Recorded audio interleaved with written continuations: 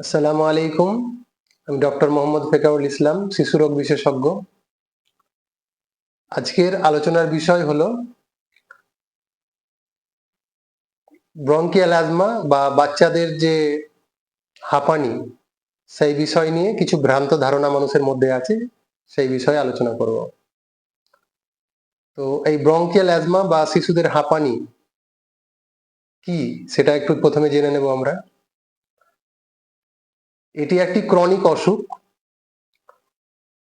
আমাদের যে ফুসফুসের শ্বাসনালী আছে, সেখানে প্রদাহজনিত কারণে শ্বাসনালীর ভেতরটা ফুলে যায় এবং চুপসে গিয়ে ওর ভেতর দিয়ে যে বায়ু চলাচল সেটা বাধাপ্রাপ্ত হয়।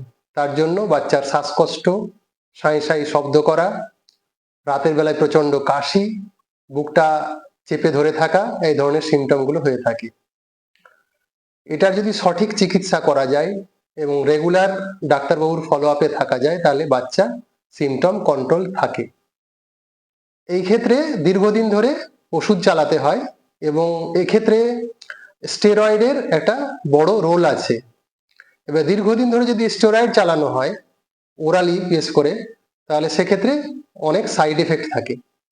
তো এই সাইড এফেক্ট থেকে বাঁচানোর জন্য ইনহেলার থেরাপি আনা হয়েছে। সেই ইনহেলার থেরাপির যে সুবিধাগুলো হলো যে খুব অল্প ডোজে এবং ইফেক্টিভ ডোজে বাচ্চার ফুসফুসের শ্বাসনালীর মধ্যে ওষুধ পৌঁছানো যায়। এতে করে যে আলটিমেট যে খরচটা, ফাইন্যান্সিয়াল বার্ডেনটা অনেকটা কমে যায়। ডিজিজ আউটকাম বা রেজাল্ট যেটা হয় সেটা খুব ভালো হয়, মানে সিমটম কন্ট্রোলে থাকে। সেই সঙ্গে কোয়ালিটি অফ লাইফ ইমপ্রুভ হয়। এবার আসি আমরা যে কি কি ভ্রান্ত ধারণা মানুষের মধ্যে আছে, সেগুলো জেনে নেব। তো 1 নম্বরে আসছে যে অনেকেই ভাবেন যে এই অসুখ শুধুমাত্র বাচ্চা বয়সে হয় এবং বাচ্চা বয়স বাড়ার সাথে সাথে এই অসুখ সেরে যায়, কিন্তু এটা সঠিক তথ্য নয়। কেননা এই অসুখ বাচ্চা বয়সে, কিশোর বয়সে, প্রাপ্তবয়স্কদের, এমনকি বৃদ্ধ বয়সে হতে পারে। তারপরে আসি 2 নম্বর হলো যে অনেকে ভাবেন যে এই অসুখ সংক্রামক বা ইনফেকশাস, কিন্তু এটাও সঠিক নয়। যদিও বিভিন্ন ধরনের ভাইরাল ইনফেকশনের জন্য এই অ্যাজমা অ্যাটাক হতে পারে। শিশু বয়সে যে অ্যাজমা হয় সেটা বেশিরভাগ ক্ষেত্রে অ্যালার্জির সাথে সম্পর্ক থাকে, কিন্তু প্রাপ্তবয়স্ক বা বৃদ্ধ বয়সে যে অ্যাজমা হয় তাদের ক্ষেত্রে অ্যালার্জির সংযোগটা অনেক কম থাকে। এবারে আসি যে অনেকেই ভাবেন যে যাদের অ্যাজমা থাকে তারা এক্সারসাইজ করতে পারে না বা এক্সারসাইজ করা উচিত নয়, কিন্তু এটাও বলে রাখি যদি অ্যাজমার সিমটম কন্ট্রোল থাকে, ওয়েল কন্ট্রোল থাকে, তাহলে এক্সারসাইজ করতে কোনো বাধা নেই, এমনকি তারা টপ স্পোর্টও পারফর্ম করতে পারে। তাছাড়া এই এক্সারসাইজের মাধ্যমে বাচ্চার লাং ফাংশন ইমপ্রুভড হয়, তার ফলে সিমটম আরো ভালো কন্ট্রোলে থাকে। এবারে আসি যে অনেকেই ভাবেন যে অ্যাজমার সিমটম কন্ট্রোল করতে গেলে অনেক হাই ডোজে স্টেরয়েড দিতে হয়, কিন্তু এটাও সঠিক তথ্য নয়। এই ইনহেলার থেরাপির মাধ্যমে অতি অল্প মাত্রায় স্টেরয়েড ওষুধ দিয়ে শ্বাসনালীতে দিয়ে সিমটম খুব সহজে কন্ট্রোল করা যায়।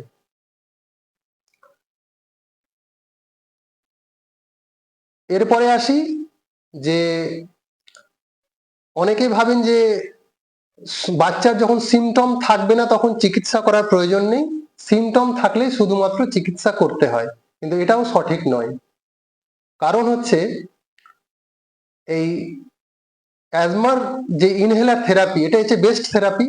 এই থেরাপিটাকে দুভাগে আমরা ভাগ করি, একটা বলি কন্ট্রোলার থেরাপি আর একটা বলি রিলিভার থেরাপি। কন্ট্রোলার থেরাপি মানে হচ্ছে আমরা দীর্ঘদিন ধরে ডাক্তারবাবুর পরামর্শ অনুযায়ী স্টেরয়েড ওষুধ সঠিক মাত্রায় ব্যবহার করব, যাতে করে অ্যাজমার যে সিমটম কন্ট্রোল থাকবে এবং যে ফ্রিকুয়েন্ট অফ অ্যাটাক হতো বা সিভিয়ারিটি সেটা অনেকটা কম থাকবে, অনেক ভালো থাকবে। আর রিলিভার থেরাপি হলো যখন প্রয়োজন তখনই দেব, শুধুমাত্র মানে বাচ্চার সিমটম হচ্ছে তখন সেটা দেব, মানে কোনটা দিয়ে আমরা ব্রঙ্কো ডাইলেটার, সেটা দিলে সাময়িকভাবে বাচ্চা আরাম পায়।